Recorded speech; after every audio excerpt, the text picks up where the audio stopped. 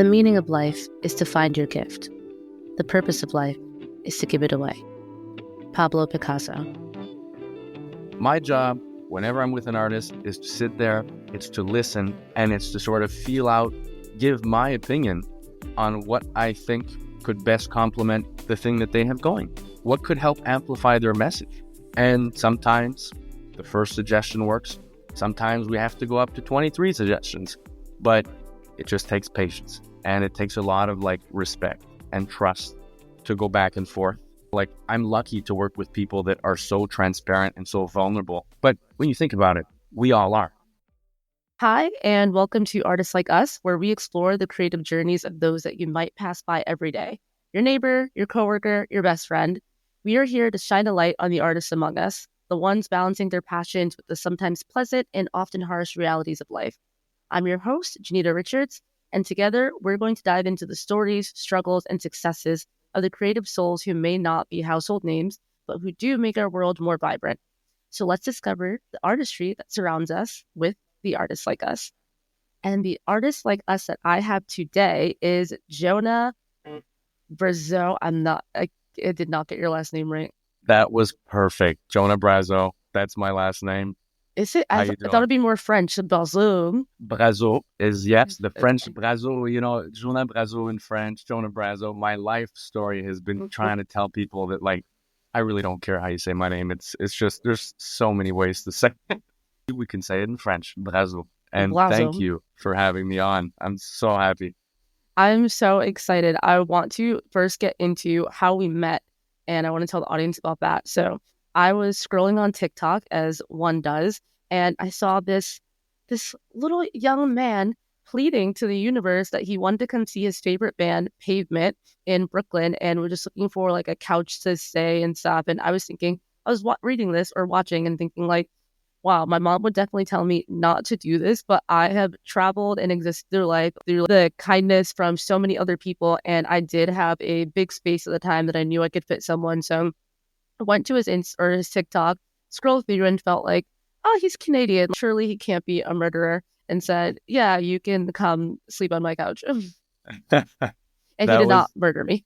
That was amazing. Honestly, you know what? I still talk about that story. And it just, how lucky I was, first of all, to, out of all people in New York City, to cross paths with you. And then also just we're still here today and we've still exchanged so much since then. And it's been a crazy story, really, how we met when you think about it. And that's sort of how life has been. It's been full of these little encounters that have turned into beautiful, beautiful friendships that take up a lot of space. So it's a good story. I'm very thankful for you giving me a place to stay, first of all, and letting me geek out over my favorite indie rock band at King's Theater in Brooklyn. That was amazing.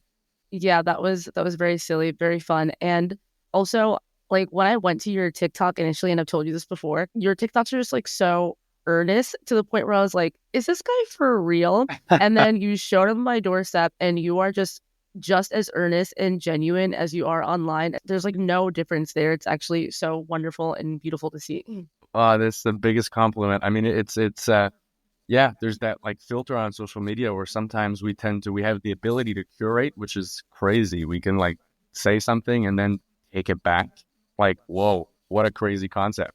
And we can curate our personas online. And I think that, I don't know, in the past couple of years, I've just really decided to be more open about who I am. And that's caused friction, don't get me wrong, because when you express yourself in the most honest way, people who think that they've known you for a long time are sort of sidewinded by this appearance of a more authentic you. And anyway, I think that the verdict overall has been really good. And it's just really nice to hear from, obviously my friends like you, but just from people initially that I have that same sort of energy off the screen as well. And I think that's something that I would really, really say that I'm proud of, and I want to keep that up as well. So I'm happy you think that. That makes me feel really nice. When we talked prior to this, I wrote down a quote you said, which was, I guess I'm myself. And that's really funny because now we're talking about this, and I think it's kind of a perfect opportunity to get into what you do and how you maintain that genuineness in that world. So Jonah does, what is it, A&R, right?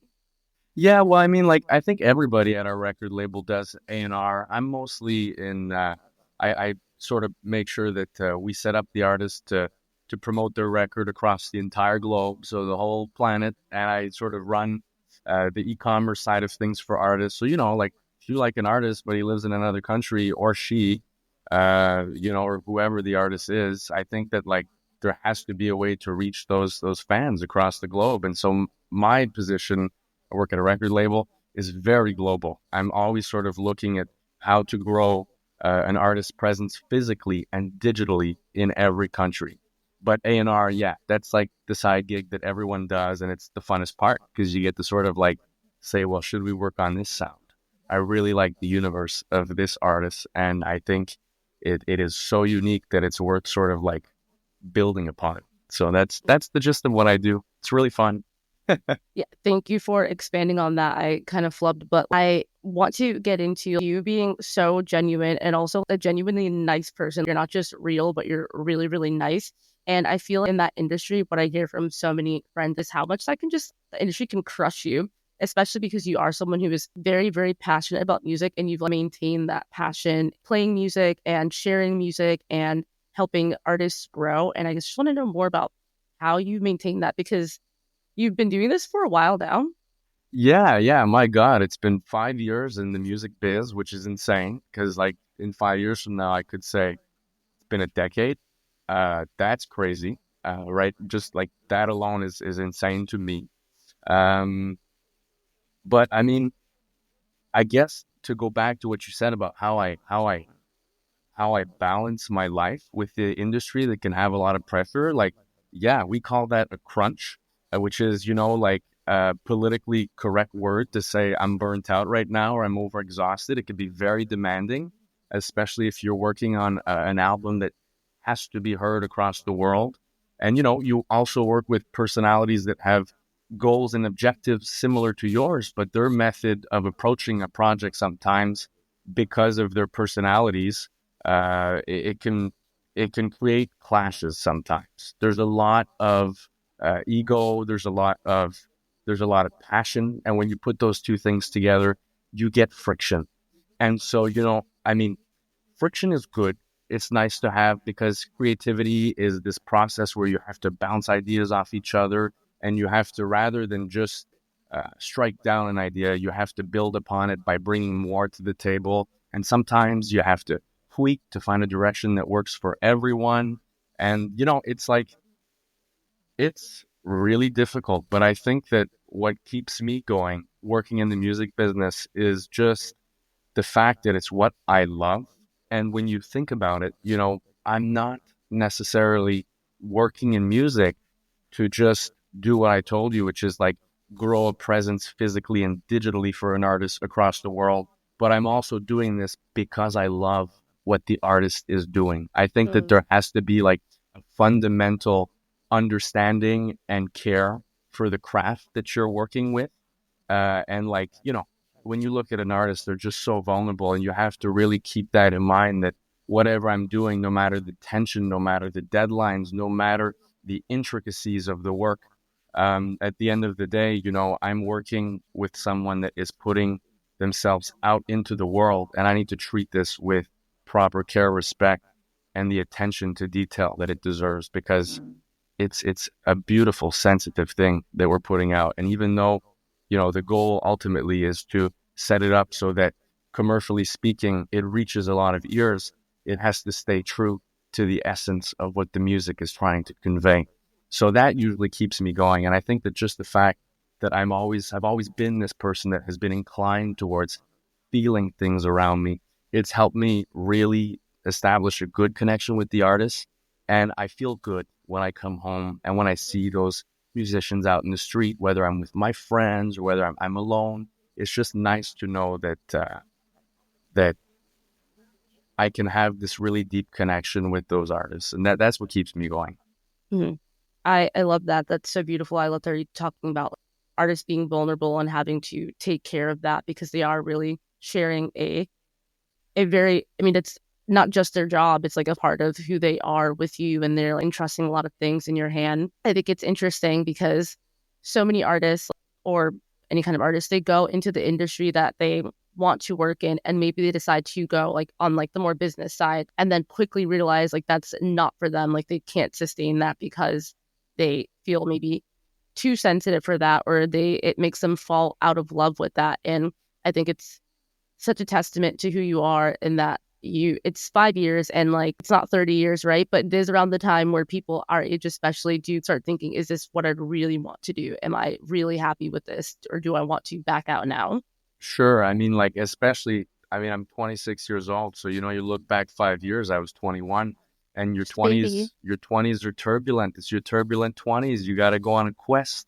And then guess what? A side quest pops up, and it's all about figuring out who you are. Who do you want to hang out with? What is it that you really like? But more importantly, what is it that you don't like? Because you don't have to invest time into things that you don't like. Or it's more about like purpose work. It's about finding what fulfills you, and whatever fulfills you the best will probably bring you the greatest sense of peace. And I've just found that, like, amidst the chaos of the music business, sometimes I really wouldn't have it any other way. And, like, I'm surrounded by people who share similar values that I have at work, the artists and stuff like that. So it's quite the ride, to be honest with you. Of course. And then I remember you told me that you once you were a busker. Yeah, my Oh, God, back in the day, that was fun. That was when I was scratching for pennies. I was basically, studying, a student in my college university years. And I remembered I wanted to get a job, but I didn't really want to work a job immediately. So I figured, I have a guitar. Maybe if I like master like 3 or 4 songs, I can get out there, hit the street, and sort of see what happens. And it was really good. I remember I made some decent money. I'd go out busking, and I think in total for a couple of hours I'd make like $100, and it's it not was bad really it was for really like good. a student. Spent like 30% of it on a beer afterwards at the bar, like so happy that like I had done that, but it was fulfilling is what it was. That was a different part of my life. And it's funny because it's coming back, like those little things that make us feel happy and give us that greater sense of peace. They tend to come back if you're like receptive to it, because you Mm-hmm. realize how important they are to you. And I never thought that I'd be potentially starting a band just on the side, nothing big, but it's this thing that makes me feel so happy, and that it really amplifies like the mission that I have with my work. So yeah, the busking days were something. I love that you brought up that you are potentially starting a band, because I need to know more about that. And it leads into, I was just going to ask, like, do you feel ever that you need to perform, that like you're like putting aside this performance bug that you once had to take care of other people's performances bugs? And I find that that's probably why so many people get burnt out when they are artists and go into like the more business side, because they tend to neglect the point zero creator of themselves and pour into everything else. So I want to know how you are getting back to this band. Tell me Well, more. well, I think you said it perfectly there. It's like the point zero creation kind of aspect, right? It's bringing it back down to the basics. And first of all, I think for any artist that is listening, there's no one way or one method to success in the music industry. It comes with a lot of hard work consistently, and it comes with also a bit of luck. It really is one of those businesses. But when you look at a piece of art, or you're creating something, it's like Rick Rubin says, the commercial aspect of it always comes at the end. Mm-hmm. Same way that if you're creating something, like he even says, the audience should always come last. It should be for yourself. It has to be vibrational. It has to be something that's innate, something that is like intuitively right, that Mm-hmm. feels right. And so, I mean, yeah, I think that right now I'm taking time to just play on the side. It's always been this thing that I've wanted to do. I was actually very, very scared of playing music when I had first picked up an instrument, so much that um, my mom, God bless her, like love her, she bought me a guitar when I was so young, and she knew that I loved music, and I was so afraid to play this guitar in front of people that I would only play it late at night. I was staying in the basement of our old family home and had this amp, and I would only put the volume knob up to like 2 or 1.5, and I would like Oh. sort of sing in a low voice and play in my room. I just didn't want anybody to hear me. I just wanted to do my thing. And like, I think it just, with time, as I kept playing and playing, I kept thinking, well, I love doing this, but I never had the reassurance that what I was doing was valid. Like, it was never validated. I never had the reassurance that, well, I was on a right path. And looking back on it, really, there is no right path. If you're doing something and you're creating and it makes you feel good, create, because it's Yeah. an outlet and it brings in so much good in your life. And so recently, I had my good friend Robin. He was he's a bassist. It's like a Batman and Robin thing that we got going on. And so he played the bass and the electric guitar and his Strat and Stratocaster. And so, we were playing a lot. And at some point he said, you have to meet my friends. They're from New Zealand and they're really, really cool. And I think we could jam out together and it could be really promising. And so we started playing together.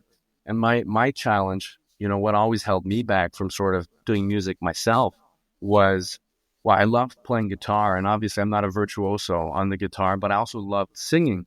But when I combined those two things, I had a lot of difficulty finding the right notes and keeping that perfect pitch.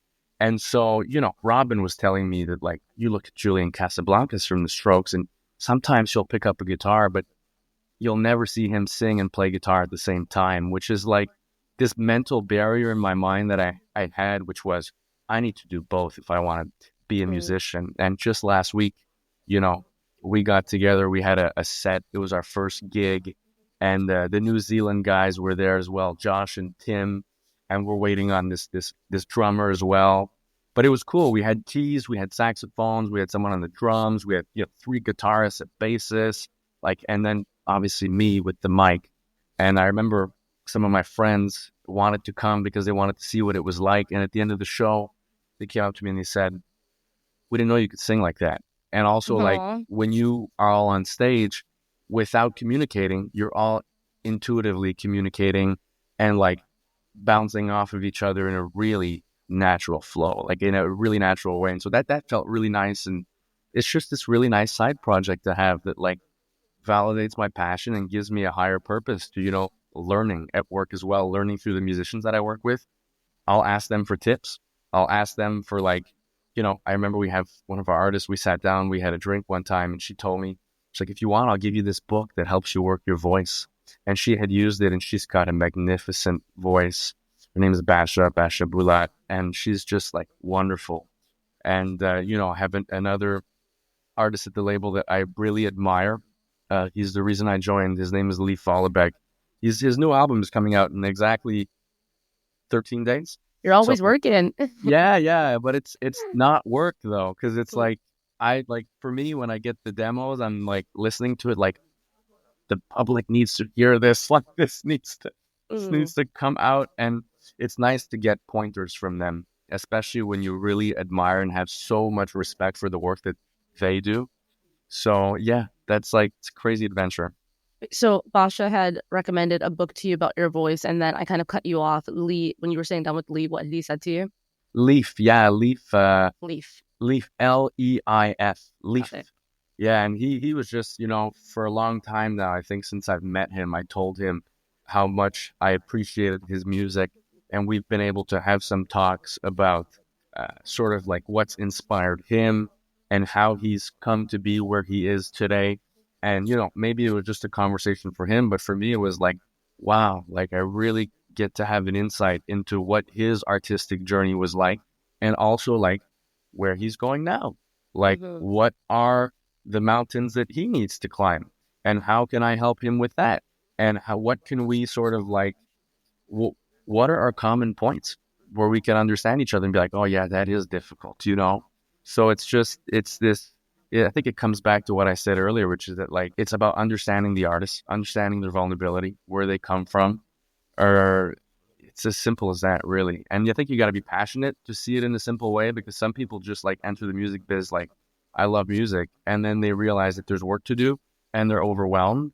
But if you're passionate, it sort of just becomes this like natural flow.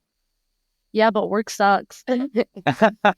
Yeah, I mean, hey, you know what? If I could, I would just go make music all the time with my friends, and I would choose to live somewhere sunny near a beach. And yeah, we all have to work in life, but I think that like if you can turn your line of work into this kind of vocation, right? This higher purpose kind of like work where when you're doing it, you're thinking, well, at least I'm doing something where, you know what, like it's vocational work. I'm giving something either directly through me or indirectly through somebody else that Mm. is going to, I'm putting something out that is going to help people around me heal.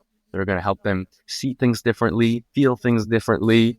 Um, I think that that just makes it, it doesn't make it feel like work at all. It makes it feel a lot more natural.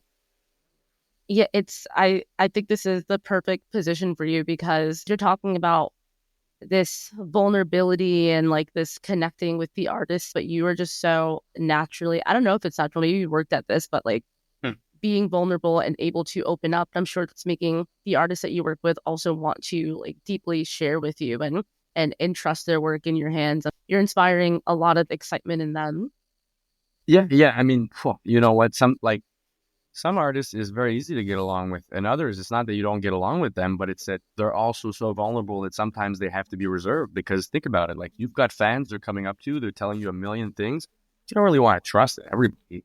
I mean, like that's Yeah. not really a great way to say it, but I mean, like you don't necessarily want to just assume that, like, just because someone tells you something nice, they've always got the best intentions on every front for you, or they're always thinking about, your concerns and your sensitive points. I think it takes time, but if you're patient, you're consistent in your approach, and you choose to learn as well from other people, you have to listen. Like we're talking right now, but I'm pretty sure that I listen twice as much when I'm speaking with artists because you really have to make an effort to like try to like build this sort of map of who they are and where they sit in different opinions, different situations, because you have to approach it in a way that is authentic, sincere, but also mindful of like just you're talking to someone that could interpret what you're saying very differently. So you have to just be Mhm. mindful of where they're at, how they're feeling, those kinds of things. Absolutely. It kind of sounds like the way you're saying it, and I believe this too. You kind of have to handle artists with kid gloves in a certain ways, and maybe kid gloves isn't the right word, but like they just are so I mean, I'm sensitive. I like to be handled with kid gloves when I'm sharing Same, my work with people, so I totally same, get it. same. I think, yeah, it's tough because like I wouldn't, I, 5 years now, 5 years in this business, and I think I wouldn't do a broad stroke over artists to say that all of them is kid gloves. I personally would love to be treated with kid gloves, and Yes. and like my best friends know that. But I think that, yeah, it's just you just have to be very mindful because when someone trusts you to hop onto their project and to help them, it's a really big sign of trust. So you just have to like assume that like a lot of things are going to have that fragile sticker on it, and it doesn't mean that it's fragile in a sense where it's emotionally fragile. No, it's just like it's a concept that has been carefully curated. It's a person that has taken the time to slowly, you know, take a step forward into a very specific direction. And you don't want to make them feel like you're going to alter that direction. And you don't want to make them feel like you're going to tamper with whatever it is that they want to share with the world. So it's about really being able to like almost be a consultant in a sort of way. My job, whenever I'm with an artist, is to sit there, it's to listen, and it's to sort of feel out, how does this project make me feel? And in turn, really just give my opinion on what I think could best complement the thing that they have going. What could help amplify their message? And sometimes the first suggestion works. Sometimes we have to go up to 23 suggestions, but it just takes patience and it takes a lot of like respect and trust to go back and forth. And yeah, I think this is what I've learned over the past 5 years. And it's like also helped me better manage relationships in life in general. Mm. Because, like I'm lucky to work with people that are so transparent and so vulnerable. But when you think about it, we all are. It's just sometimes we choose to put on a mask when we head outside that door. So Oh, that's with so these sweet to antennas say. that I'm sort of strengthening, I can have a better grasp on how to handle situations in a social context. I think personal context, family context, all of those things. It helps me heal as well. It helps me do some self work that makes me a better person overall. I love that. Yeah, That was a really sweet way to put all this just navigating through life. So the artists that you work with, I've been through the list totally. of quite a few of them, and I'll be honest, I had not heard of any of them besides one, and it's because of you bringing me a record when you came to sleep on my couch. And so I guess because of that, I feel pretty comfortable in saying that a lot of the artists that you work with are not necessarily household names. They're not Lady Gaga's, right? Um, Exactly. and I kind of want to just dive into that a bit more. I mean, how do they find you? How do you find them? And how does that kind of go into, I mean, being a smaller artist and still getting that same satisfaction? And I imagine that some of the artists that you guys work with probably do have to maintain other sources of income because uh, it's one of these industries where there are a few people making a lot of money and Hmm. everyone else is not making as much money. Yeah, no, absolutely. I mean, like it's a great topic to expand on. I mean, first things first, we at the record label are a small company. We're 13 or 14 employees. And what that means sometimes is, you know, we're having to do a lot of work. And we're having to do a lot of work because we believe in the work that needs to be done. We believe that it has the potential. So it's a sacrifice really happening on both sides of the coin, which is the artist wants to dedicate their time to this project and put it out there. And we are also going to dedicate our time without necessarily knowing how well this is going to work out. And so, we work with our best intentions and we put our best foot forward when we try to put the music out there. But it requires sacrifice on both sides, meaning that some years are better than others. Some years you just have that record where it reaches those years and it has a great return on investment for the artist and for the label as well, because our label does a wonderful job at I guess establishing connections between the artists on the roster. That means, the record that I left in your apartment, I mean, it's Patrick Watson. Patrick Watson is not only a phenomenal artist, but he's also, he's a phenomenal friend to, I think, a few names on the roster as well. I mean, and that doesn't just go for him, it goes for other artists. It's important that the artists who are signed to the label also feel like there's a community that exists between them where Mm. they can uplift each other. And so, some years a record will do really well and there's a great return on investment for the label and artists. And other years, well, it just doesn't go as we planned. And we don't take that as, oh, well, the project failed. No, it means that we need to revisit. We need to pivot accordingly again. And we're going to do another push. And we just review the strategy, we tweak it, refine, and we move forward once again. So I think that, like, when you look at bigger artists like, Lady Gaga, or you take Kendrick Lamar, who's going to do the Super Bowl show, I think a lot of artists that are going to be listening to this conversation right now, these are things that, sure, the thought could cross their mind, but to them, it would seem like a whole other life. Like it's not something that you can easily think, I'm going to do that, like when you go out there. So what is important for us is just to make sure that the artists feel as though we are really working to give them a sustainable career where they can actually, they can live comfortably and they can live a comfortable life. They can feel comfortable creating. And that's the challenge of independent record labels, indie labels. That's what we call it, indie music. Yeah. And so that's a really big challenge. But at the end of the day, you just, if you're working in music, why would you not want to have that direct, close rapport with the artist, that relationship? And I feel like when you're working on the independent level, oftentimes, you don't have these artists that are selling out mega tours like Taylor Swift and that are busy doing their things with their promo schedules that are extremely, first of all, high status. You look at people like Pharrell, who is now Louis Vuitton. He's got his things going on. So people who are working on Pharrell's music, let's say, they wouldn't necessarily see Pharrell. But Mm. like for me, I'm thankful and lucky enough to say that, there is a time when an artist comes to us and says, I want to release the album. Well, we sit down with them and we talk about it. We have a debrief of sort of what's the concept, where are we going, and then we tell them come back in a couple of weeks. We'll have a plan, and we sort of work out a plan. And we present the plan, and they give us feedback, and we tweak it. And that kind of like direct relationship with the artist, you have to be, you have to be mindful. You don't want to make them feel like it's business, because it's not entirely business, but it's quite special to have that direct connection. And so it's sacrifice on both ends. It takes, going back to the drawing board multiple times, patiently with understanding.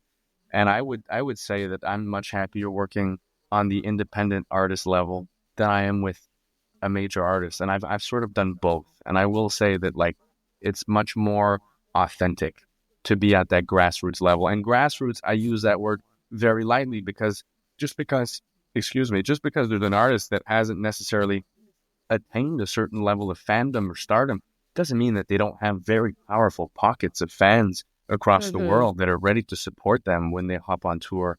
And, for an artist that's in a city like Montreal to then say, well, my record is going to be out in Australia, Japan, Germany, Italy, France, the United Kingdom, the whole Netherlands, the Scandinavian countries, South America, the United States, Canada, like that's a big feat. And like to go on a tour that is like a month long in Europe and follow with a month long tour in the US and to be invited on late night shows and to have all of these, we have an artist where like I just love his music. I love him a lot. I love the sound that he does. And Fred again reached out to him to say, hey, I love your music. I would love for you to come open the shows for me. And so he had to That's go super down. cool. Yeah, yeah. So it's just cool to know that like artists also respect the artists that we work with, other artists that are at that bigger level. And it just goes to show you that sometimes it is that luck aspect. It is about the right time, the right place, and the music will just do its own thing. Something that you had said to me before is, and this is totally changing topics in a way, but you said, I never stood out as the cool kid. You felt like No, that growing up, which is no, so interesting because you are like, I feel, epitome of cool kid now. If like you would have done crazy numbers on Tumblr. So I'm that's wondering if you crazy. still feel that way.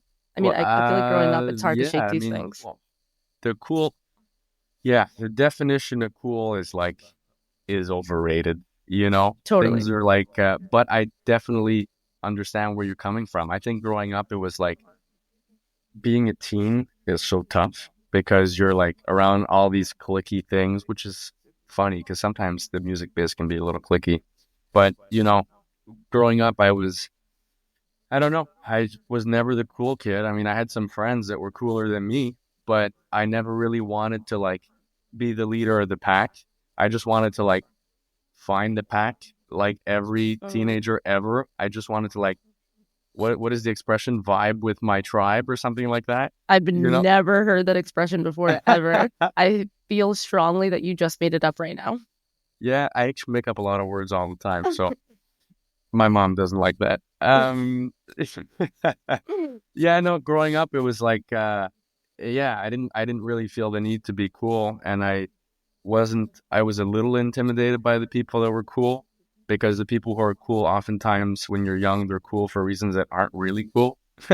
Which Yeah, so like no, I never felt like I was the cool kid. I just wanted to do my own thing. I walked around. I had like my parents really, you know, first of all, they gave me what they could growing up, and when they did give me something nice, it was oftentimes related to music. So my mom also got me this sort of like this Beats. My mom and my dad got me this Beats by Dre headphone cute. or these headphones, and like my best friends, my childhood best friends, you ask them how was Jonah in high school and in middle school, and they'll tell you he's always walking around with his headphones on his head, like he's smiling, he's doing his thing, but like that 7-8 minute interval between classes where I got to go to my locker and walk from one class to the next, I am just straight vibing down the hall like to my jams, and I'm like singing and I don't care, and like it's just I had something else that was more important going on, which was that like I was, which is insane because like I grew up in sort of what was it, the digital age of music Hmm. instead of physical, so we had it all on our phones. And, Spotify came out and I was sort of discovering so much music at my fingertips. And it was like a rush, a waterfall of discoveries coming down on me. And I was like, this is more important right now. Like there's some stuff going on. It doesn't mean I was, sort of a lone wolf keeping astray from my friends, not at all. But just like, it was like, oh my God, like I'm doing all these fun things with my friends. But how are you guys not freaking out that there's like all of this stuff that we can listen to that's at our fingertips and like, listen to this. How great is this? And so that was me growing up. I was sort of like fighting a duality of, uh, you know, being in one mold with my friend group, but also like kind of like breaking out of that mold and realizing, okay, well, like I kind of like what I got going on my own. And I fought that until, probably the end of my college university years. And the only the only way that I could stop fighting it and just accept it was that I had just realized, okay, the music has followed me like all these years and it has been a constant. And so how can I act on that and amplify it? And, like that greater sense of peace that we're talking about. Um, yeah, I don't know. Maybe like this is a crazy psychoanalysis, but like maybe I just feel more comfortable being me because I've chosen a path that like really strikes a deeper chord with what makes Mm-hmm. me feel good. Absolutely. I mean, you've made this very, very strong decision for yourself, and it's not something that everyone does. Not everyone feels empowered to do it. Not everyone feels like they can do it. Some people do it much later, which is all fine. All these things are fine. And you're working in music now, which many, many people say they want to do when they're young. It feels like the dream to do. Sure. And obviously, if you get older, your interests change, or you just think, oh, well, that's actually really hard and I don't want to do it. And you are out here doing it. And I wonder how do I put this? So you didn't end up identify as a cool person or a cool kid, which is totally fine. I think that serves you much better in the future. Me too. But like we did talk about, you called it your unlearning phase.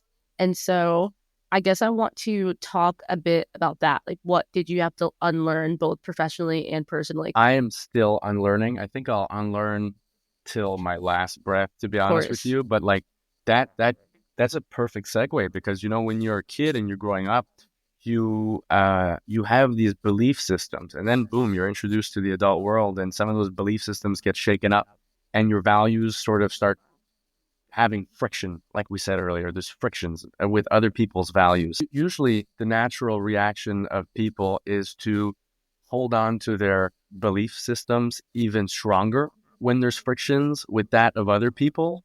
And so, what's important is like to not become rigid as we grow up and to rather stay malleable to a certain extent. I'm not saying like, you have to make room for everybody else's opinions and you have to abide by ways that make them feel, heard and that make them feel valid because we all have work to do and our ways of expressing our insecurities or our needs or, our preferences is not always healthy and mindful of other people's well-being as well.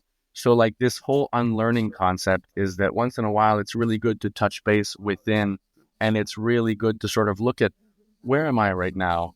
What's important to me in my life? What do I think is morally right and morally wrong? How does this sort of like have an impact on the people around me?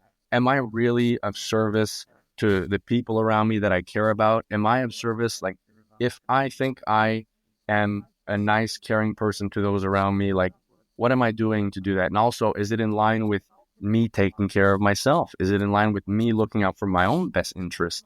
And so that's the unlearning phase is like sometimes we have to take a step back to take a bigger jump forward.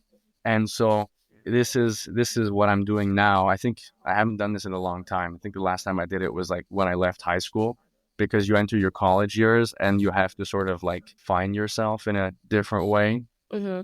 while also using what you know. But then, like, once you've entered your career and you're becoming an adult, it's like you can very quickly fit a mold and become standardized. So it's very important to do that self check and to still make sure that you have a great life on the side. And even though you have responsibilities, that you feel fulfilled, that the people around you love you and you're making time to love them and enjoy the little things in everyday life.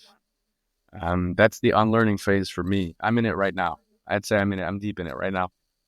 Would you say you have any specific strategies or things that maybe tick off in your head to go deep into that unlearning? I know when we call things a phase, it can just feel like this is something that's constantly and consistently happening. But I do find that sometimes to really unlearn something, it takes sitting down, identifying that, and sometimes physically writing out the steps on what don't I like about this belief that I have that is probably limiting me, and where did it come from, and how can I move forward lessening that influence? That's an interesting question, and I don't know how I could provide an answer that's like crystal clear, because just like the music biz, when you're doing self work, like there's no one way to approach it. Mm-hmm. Everyone has an approach that will be tailored to themselves. And I think that word limits that you use, limits are good, limitations are good. They remind us that, what, we can get to a certain point, but something else in our life isn't necessarily completely in sync with that. And that's where the limitation comes up, I think. And it's about staying aware of the checks and balances in daily life. And it's about making sure that, you're able to pick up on those imbalances and just simply like go back to the foundations of what makes you feel good. What are priorities for you that bring you a greater sense of peace? And when things don't necessarily line up, and you can choose to get frustrated in those moments, you can choose to feel lost, anxious, confused. But if you take a second, and this is just things that I do for myself, I write down what I'm thankful for, what I'm grateful for in my life, and what I want to do. I think my objectives. I just sort of like do this like two columns, and I crisscross lines in between like what relates to what. And usually one object that's on my like things that I'm grateful for line will have like multiple connections to multiple of my objectives. And so I just think, well, how can I amplify this thing that I'm grateful for? Because if it is connected to sort of where I want to go, then I need to do more of that in my life. And then I sort of like intuitively look around my life. I look at my friends. I look at my schedule. I look at how I treat myself. What's my routine? How am I taking care of myself? And how how do those things connect to what I'm grateful for that is somehow going to help me amplify what I want more in life? And I fine tune everything so that, and it's not big changes, it takes time. It's little changes over a long time that create these big transformations. But just Mm-hmm. being able to be aware, I think, of those imbalances. And for me, writing down those lists and comparing them, it's extremely helpful. Well, I wonder if you writing down these lists, I mean, it sounds like you have a bit of a gratitude journal going. Maybe you don't call it that, but I feel like surely that also lends to your consistent positive outlook on things. Because I mentioned earlier, maybe this is natural. I do think some people are just born with a positive outlook and just feel really optimistic about things. I think others have to make the effort to do so. Others go back and forth. And so I wonder if this is a specific exercise that you do, or maybe there are other things that you do to maintain such a lightness in your step, especially in such a harsh industry. Well, yeah, let's talk about that, because that is the main theme of the month for me right now, is about uh, exercising more, going outside, spending time in the sun. I think these are things people that they overlook it way too quickly. The importance of getting some sun out on your face and on your skin every day is so underrated. And I think just exercising every day is good for the body. The mind is always flowing with the body. The mind will tell you what the body feels very quickly. And if you can just make time to take care of yourself physically and mentally, do things that are going to make you feel relaxed, that are going to make you feel energized, that are going to make you feel like you're in movement, your thoughts will usually be in a nice movement as well with that, because your mind and your body are in sync much more than you think, right? So Oh, for those are sure. things that I am doing this month, and I'm feeling that it's really helping. Good. And it's your favorite month, September. September is my favorite month. I don't you love this month? I mean, like, whew. It is a good one because it's that transition month, right? Like you're have this really fun summer, and I feel like the summer sparks a lot of ideas in people. It's very, very Yeah, inspiring, but there's also so much happening in the summer that sometimes it can feel really hard to get things done. yeah, Because you're going on trips, you're going outside, you're doing all these really, really fun things with your friends. But then September comes along and the fall starts creeping in and things slow down a little bit. And ideally, all this inspiration that happened in the summer, you can now enact these plans and put them into drive. That's how I, I feel about it. yeah, I know. I mean, absolutely. I think that like I always like saying that the seasons change, and so should we.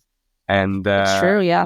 living here, at least the seasons are very distinct in Montreal, so you get that benefit where, you can really allow yourself to let go and to grasp new things that are coming your way. I think that what's nice about this time of the year, September, is summer's such a rush. It's about going out, and it's about just being being so being so free, Hmm. reaching out for butterflies and grabbing them and running towards things that makes you happy. And it can be really exhausting. So at the end of the summer, what's nice is September is like the last hurrah of summer. And it's nice because everything becomes more intentional. You're resting a little bit more. So when you do have a burst of energy, it's usually it's more thought. It's you think about it more before you done that burst of energy, and you are more intentional with the time and how, or with time that you spend around people and doing certain things. And so for me, Hmm. this time of the year is usually a time where I let go of things that, I did and things that I didn't have time to do, because that happens in summer. We always look back and go, wow, that went Yeah, fast. But so fast. yeah, every year. But, like I just take this time of the year, I think, to let go, to be grateful. And I just become a lot more, I start looking inwards a little bit more. And I become a lot more intentional in how I spend my time. It's really, really nice. It's poetic. It's like, it's almost like a goodbye letter. Oh, that's sweet. What you said, the seasons change and so should we. I took this Buddhist philosophy class and my professor, she said her name was Charisse. I can't remember her last name, but Charisse. And I'll never forget it because I just thought it was so great and it really resonated. She said to me, or she said to the class, but it felt like she was just saying it to me. She said, people get really sad in the winter, not to undermine any like mental health things, but she was mentioning that the humans, if the world is taking a rest in the winter and then to come back and rejuvenate in the spring and be full bloom in the summer and just go through this cycle, if like the earth's doing it, why shouldn't we also slow down in the winter, take our time, and maybe things do feel a little bit heavier, feel a little bit sad because it's cold and there are no leaves on the tree, and like that's okay. It's okay to have that moment in the winter when you're supposed to be doing this kind of hibernation and reflecting to then come on out like a little butterfly when everything is alive again. Absolutely. I think, like, you know what? Once again, the key is just to get outside, move around a little bit. In the winter Hmm. time, we tend to become a little slower, which is good. We have to slow down. We can't run on this fast pace all the time. But it's still important to just go out there and make sure that, even though your mind can be racing with thoughts, that sometimes put those thoughts on pause and go do something where your body's moving instead, where the movement is intuitively mechanical. It's your brain is technically on autopilot, and it can find peace in, like, sort of just doing a very mundane thing that Yeah, that is moving because you around. can't outthink your thoughts. No, no, So you cannot. You can try. If you find a solution to that, let me know. I would be really curious. you cannot outthink your thoughts. So yeah, go take a run or something. Okay, I do want to talk about, are you going to be, so I kind of mentioned this at the top, but I didn't really hammer it in that you are pretty much a TikTok star. Like you posted that video and I responded to it, but when I went to your profile, you had videos with hundreds of thousands of views. Like Sure. you were popping off on there. So I'm wondering, are you going to have a great return to TikTok? I don't know. I mean, like, I was out with some colleagues yesterday. We were going out to see a friend of ours who, she just had a baby, and we were getting some drinks on the way to her place, and this awesome person just sort of bumped into me in the street and was like, "Hey, I love what you're sharing, and like it's just really been nice, and it's helped me." And like, when you have Aw. people that stop you in the street like that and that tell you those things, it can be really intimidating, but it's been really empowering lately. I think I took a break from sharing because, it's kind of like we were talking about where the artists get like this big level of notoriety and they can either expand with it or they can retract. For some point, I had retracted. I didn't know how to keep going forward. And I've done a lot of solo work in the past year and a half. So, that was important to take a step aside, to take a break because life goes on outside of the screen. But I'm in a good place right now where I feel like I can share things that are probably going to, feel liberating for me to mention, but also that could have a really positive impact on anyone that tunes in and listens. So, yeah, we could probably, expect in the near future, some kind of return. Definitely. Yeah, no, I think your TikToks resonated with a lot of people. I mean, I would read the comments on some and people were just really relating, and it just is a reflection of the positivity that you put out there. It's so healing to read some of those comments too, because like, when you put something out there, it's like a thought and it can just be a passing thought. But when you see how like relatable a passing thought can become, you realize that there's like Hmm. a deeper issue that we're all not talking about. And for me, it empowers me to like tap into that sort of like societal complex that is going on and to be like, let's take a second, let's talk about it. And it's like healing for both people, I guess, the one who puts out the video and the people who are watching it. No, totally. And I wonder if this is also going to help with any performance fears that you would have. Hmm. I mean, obviously you're already practicing with the guitar and the singing, but I mean, presenting yourself on a sometimes global scale Yeah, on people's phone screens, I'm sure will help with this performance anxiety. yeah. I mean, I think to some extent, I was always a little bit nervous about playing in public, but after that last show, it's like I was so in the groove. I was just like doing my thing, singing and having fun, and it was just so liberating that I think it's probably a little bit more nerve wracking to put a video out on TikTok than it is to play on stage because there's just so much noise on social media. Whereas if you're Hmm. in a venue, there's one direction of noise. It's like you're putting out this one thing and the people who are there to enjoy and listen. Whereas on social media, it's like an infinite expansion of so many personalities and so many contrasted opinions that like when you put things out, you never know how they're going to be received. So it's a little bit more nerve wracking, I would say. Yeah, TikTok is definitely the wolves. We want to know how smaller artists, smaller musicians who maybe are looking for an indie label can go about that journey. Well, I think that the first thing you should do is believe in your own project. For someone to believe in you, you have to believe in yourself. Hmm. So it all starts with you. I think if you have an idea and you want to put it out there, you have to believe in your idea and you have to be dedicated to your craft. It's one thing to say that being signed to a label can help you on a few fronts, but we're living in an age now where artists can become more empowered than ever to do things on their own. Now, Hmm. there is a lot of work to do to put your music out and to make it reach all these ears, but it really does begin with what you do and how you choose to curate your universe and craft your project, your sound, and also how you choose to put that on display to the world.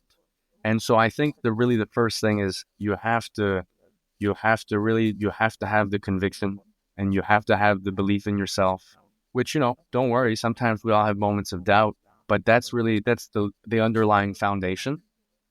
And I think, what we've seen over time is that the music industry itself used to be a lot of gatekeeping and it's become more open now. So definitely don't hesitate to reach out to people and to send them your music. And, don't hesitate to chat with other artists in your community because it's amazing how, this sort of like, what is this? The 6 degrees of separation. It's amazing how Hmm. that concept applies because the music industry is so small to begin with.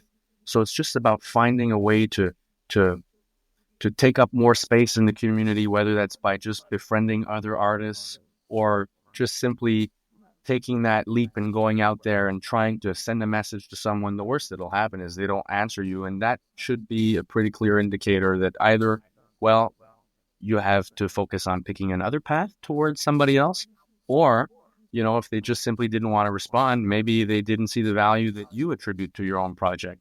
So really, it's this idea of like believing in the project at hand, at the foundation, empowering yourself, I think, by being well surrounded with your artistic community, and also just, I guess, people who, like myself, do music work and are open to listening and to talking to artists to give them pointers. And, you know, it just, we're living in this age right now where people are consuming so much content, and sometimes artists are told to, you got to pump out X amount of content to be heard, and at Mm-hmm. whatever. No, I'm sorry, but like, I'm not sorry either. We just talked about my little social media frenzy that happened. I don't post ever. I just share things that are on my mind. They're true to me. They're meaningful. If you can talk about yourself, your journey, and sort of how your music makes you feel, and like what you want to do with this project, and just sort of like, if people don't always care about what you do, they care about who you are. And so, like, Mm-hmm. when I talk about the work that I do, that's one thing, but like who I am makes my work important, because my work is work, but like the vocational work that I do is me at heart. And so, if you can get out there and you can find a way to just talk about yourself in that kind of light, I think you'll probably have a much better chance at reaching a wider audience. And then, once you do reach that wide audience, well, you never know who's going to be out in that audience and who could see that message, right? Very So real. that's all I could say really for now. Just keep it real, keep it real, keep it authentic. That sounds cheesy, but it's true. In a world where like we're curating so much, just don't be afraid to slip up. Don't be afraid to, say what's on your heart. No, it's true. It's so important to be yourself. There's that corny quote from middle school. It goes, "Always be yourself. Everyone Sure. else is taken." Sure. Now, from a business point of view, real quick though, I will say, you know what? Like, if you can get out there and go to showcases, that's also Mhm. wonderful. They have festivals too, where like artists are on showcase, like South by Southwest, or like if you can find any way to sort of like pitch yourself into a festival lineup, even if it's a smaller one, go ahead and do it, because there's booking agents that are there. They've had to book people to play at the festival, and if they Mhm. like your stuff, they'll pick up on it. And like if you can, just get out there and find opportunities to play. There's this famous picture of Taylor Swift like playing in front of like a very, very small crowd, and she's just so passionate playing her guitar. And now you look at her and she's just like, I mean, there's earthquakes in the stadiums that she plays in now because of the fans. So It's it's pretty just like, major. it's also just about making sure that you're also putting yourself out there and just playing. So, And then on the other end, hmm. people who want to work in the music business, like how did you go from busker to music businessman that you are now? I've had a lot of jobs, to be honest with you. I am like a jack of all trades. I've worked in a garage, I've worked on a farm, I've worked in a bank, I've worked in a farmer's market, I have worked in bars. I have also done my own, launched my own little music company. I think that what happens is like, if you want to go and work in something, whether that's music or not, don't be afraid to launch your own initiative, your own project, even if it's on the side while you have another job. You Totally. have to get out there and learn somehow. You have to get your hands dirty. You have to get in there. And it's by making mistakes that we learn. It's so important to make mistakes. You can't be scared of making them, and try to expand in that community that you're trying to be a part of. Try to take up that space, talk to people, ask them questions, ask them for pointers. Don't be afraid to share your ideas. And also, I think like if you have an idea, sort of goes down to what David Lynch said once, which is like the worst thing you can do is have an idea and not write it down. Because like that idea that's crossing your mind today will not be the same tomorrow. And so, like, when you have these ideas, write them down. You never know. I remember, like, this one time I had an idea for Spotify, which was like, I drew it, actually, the idea. It was like a geographical map of a city with like pins on the city that would tell you, like, what genres are popping off where and what shows are going around. And I remember a couple years back, I think they did a concept that was a little similar to that.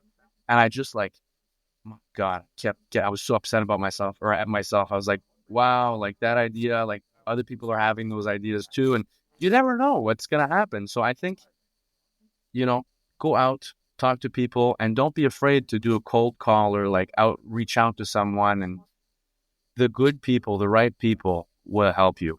They'll point you in the right direction. You just have to like, you got to get out there. The music industry is about having confidence. It's about moving forward with purpose. It's about being able to socialize, talk to people, share ideas, because we all are creative in some sense. We have to put our heads together to create. And so you have to be able to talk to people. And so just get out there, send those messages.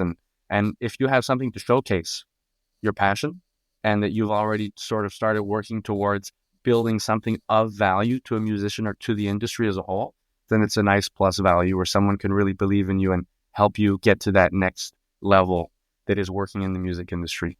You just said writing the ideas down, and you have that idea and you were mad at yourself because Spotify. I remember that when they said, oh, you should live here. Like, you're so Burbank, your music is so Burbank or whatever. And kind of goes back to our boy, Rick Rubin. And I've also felt this way too.